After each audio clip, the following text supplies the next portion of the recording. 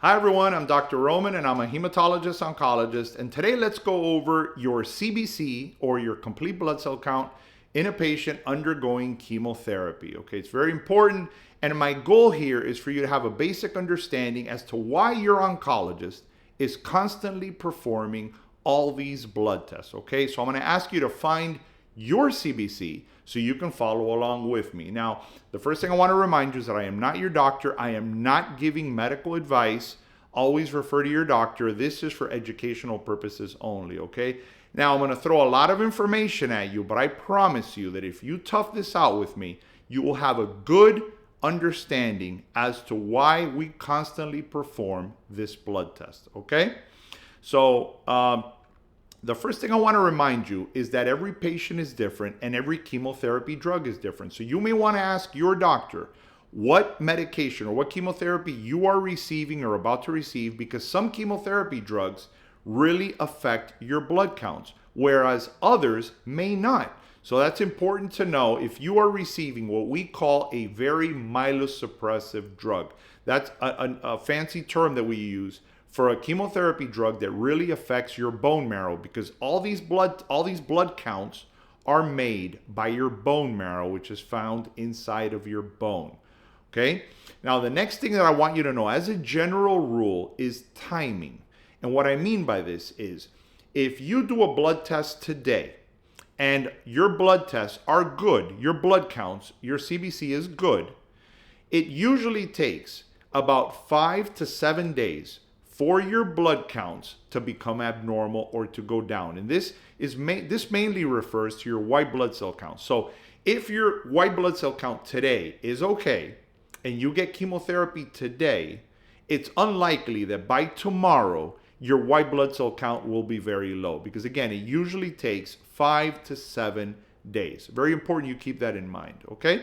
So now let's go to the CBC, and I'm going to give you what I think you really need to know, and this is the basics, and I promise you, if you know this, chances are you'll be okay. You'll know all the right questions to ask your doctor.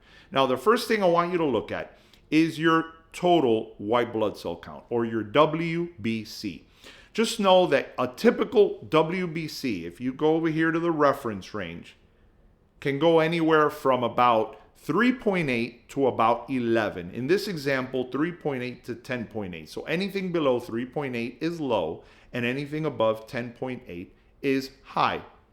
Now, your WBCs are important because this is your immune system. This is what fights off infections.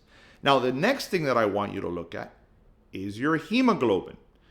Very important, because your hemoglobin carries your body's oxygen. And the third thing I want you to look at is your platelet count. And if you get cut, this is what stops the bleeding. These three things are the main things that I want you to concentrate on. We're going to start off with your WBC, or your white blood cell count, because that is the most important. And I promise you, this one has the most amount of information, because the hemoglobin and your platelet count are easy.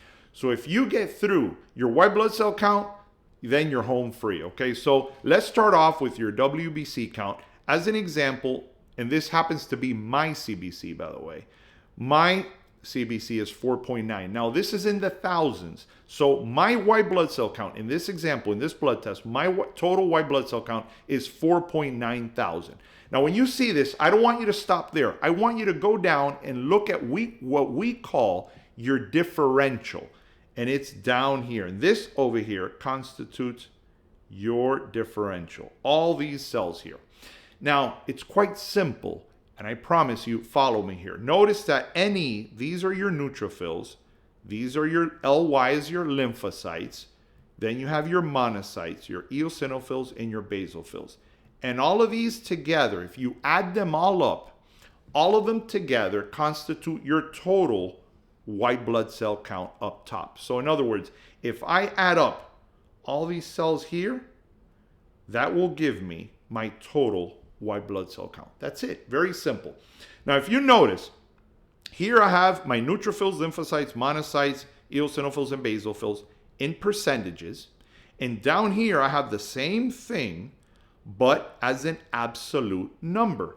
And it's very simple. If I add my absolute number, okay, if I add these, this will give me my total white blood cell count. Whereas up here, they're giving them to me in a percentage. So as an example, 61.7% of my neutrophils, okay, is 3,100. So in other words, 61.7% of 4.9 is 3.1. It's just another way of measuring your white cells. Now, what I really want you to look at, okay, are the absolute numbers here. The absolute numbers. And what I really want you to concentrate on is your absolute neutrophil count. This one here.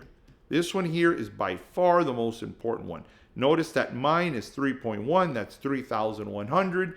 And your absolute neutrophil count is the single most important white blood cell to fight off bacterial infections. And when I'm going to decide if I'm going to give you chemotherapy or not, I'm looking at your absolute neutrophil count.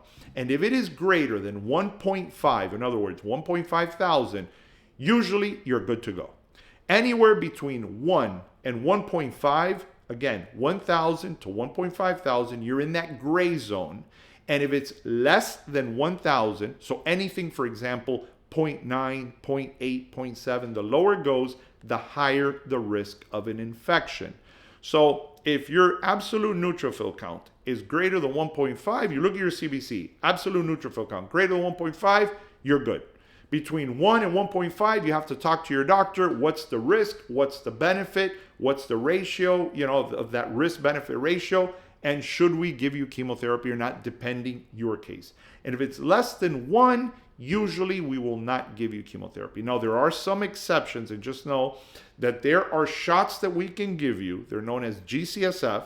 These are shots that we can give you after chemotherapy to increase your white blood cell count. That's something that you may talk to your doctor about, or they may tell you that they're going to give you a shot the day 24 to 48 hours after chemotherapy to increase your white blood cell count. And a lot of times it can cause fever, it can cause bone pain, but just know that a lot of times, especially on chemotherapy drugs that we know are prone to decreasing your white blood cell count, a lot of times we provide these medications.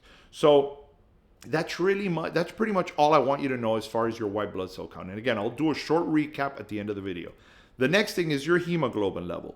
Just know that your hemoglobin carries your body's oxygen. In men, normal hemoglobin is anywhere from 13 to 17. In women, about 12 to 16. The reason men typically have higher hemoglobin levels is because of testosterone. Okay? Just know that your hemoglobin, if it's greater than 10, you are usually okay. Now, I would even dare to say, not greater than 9, chances are you're okay. Now, if it's less than 9, you really have to, once again, have that discussion with your doctor and weigh the risk versus the benefit of giving chemotherapy. And now, just know as a general rule, if your hemoglobin level is less than 7, we usually transfuse. Anything above 7, we usually wait and don't transfuse depending on how symptomatic you are. If you're a person that has known lung disease and you're very short of breath and you're very weak and very tired, then maybe we'll transfuse with a hemoglobin a little higher than 7. But just know as a general rule for chemotherapy, 10 or above, you're good. I would even dare to say greater than 9, you're good.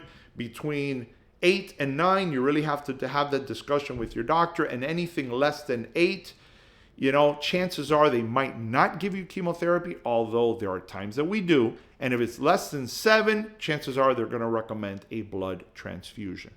Now, moving on to the last thing that you need to know, and that is your platelet count. Just know that your platelet count stops bleeding, and a normal platelet count is usually, depending the laboratory, anywhere between 130 and 450. So if you see here, this is the reference range, 130 to 400. And that is 1,000, by the way. So in this case, it's 130 to 400,000. Okay, but to keep it simple, I'm going to keep it in the hundreds, not to lose you. So as an example, in my CBC, my platelet count is 194. So if your platelet count, this is all you really need to know, if your platelet count is greater than 100, you're usually okay for chemotherapy. Now, there are times that your platelet count may be 95, 98, and I may still give you chemotherapy. But again, I keep into I also take into account what chemotherapy I'm giving you, because there are some chemos that really decrease your blood counts, and there are others that don't decrease them as much. So as a quick recap, and before I do the recap, I'm going to ask you for a little, I'm going to ask you for a favor. Like, subscribe. That really pushes the video up in the algorithm so other patients can find this video. Also share the video, guys. If you know somebody that is going to undergo chemotherapy, or a cancer patient, show them this video. You never know. It's really, this is for education. And I've actually shared these videos with my own patients, and I've gotten a lot of positive feedback. My end goal here is to really help patients out. So as a quick recap, you look at your white blood cell count, look at your total white blood cell count, and then go down and look at your absolute neutrophil count. If it's greater than 1.5, you're good. Anywhere between 1 and 1.5, you're in that gray zone. You really have to, have that risk-benefit discussion with your doctor. If it's less than 1,000 or less than 1, then chances are that they might, or likely they will not give you chemotherapy. Always remember that there's the growth factors that increase your white blood cell count. Hemoglobin, remember, greater than 9, definitely greater than 10. Anything below 9, you have to have that discussion with your doctor. Again, risk versus benefit.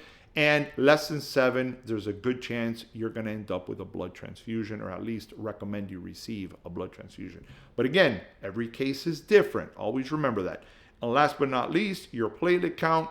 If it's above 100, you're usually okay to go. So that's it. You toughed it out. I guarantee you the next time you go to your oncologist, you're going to know why we're constantly performing these blood tests, and you're going to impress your doctor when you're asking all the right questions. So thank you, and I'll catch you on the next video.